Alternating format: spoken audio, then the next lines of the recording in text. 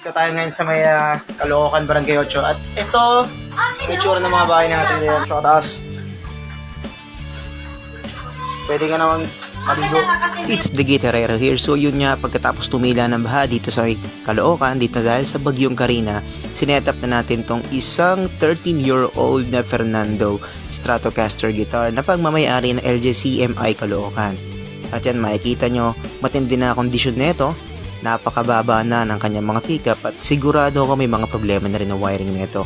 So dali-dali ko na binuksan at tinignan ko na rin yung mga problema niya. So yun nga, hindi ako nagkamali. Pagbukas ko, nakita ko yung mga mismong pinagkakabitan ng mga pickups niya bumigay na. Ayun, mismo natanggal na yung spring sa loob at yung kinakapitan niyang bracket, ayun, kitang-kita ko talagang nabiyak na sa kalumaan na din. Dahil isa sa pinakamatrabahong gagawin ko to, wiring at full setup na din, inuna ko munang tanggalin yung neck at ihiwalay ko na yung body para mamaya maisa-isa ko ang paggawa dyan. So chinek ko na rin leveling, nakikita ko na napakarami ng problema ng frets neto na kailangan na talaga ng leveling at kailangan talaga maayos na natin para intonated na rin siya.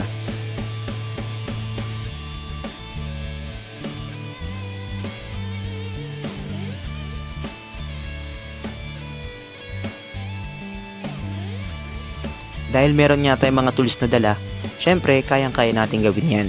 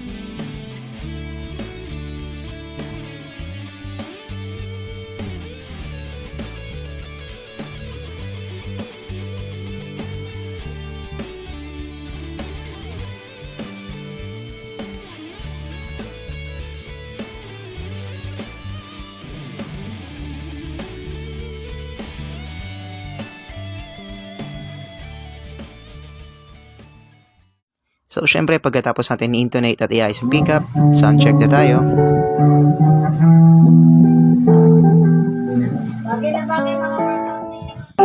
So syempre pinag-sound check ko na rin sa Lawrence dahil siya nga rin nagagamit nito sa church. So ayun na nga, natapos na natin ang Fernando pagkatapos ng malakas na bagyo. So yun lang, dali nyo lang yan sa Gitarero dahil kahit bagyo gagawa tayo.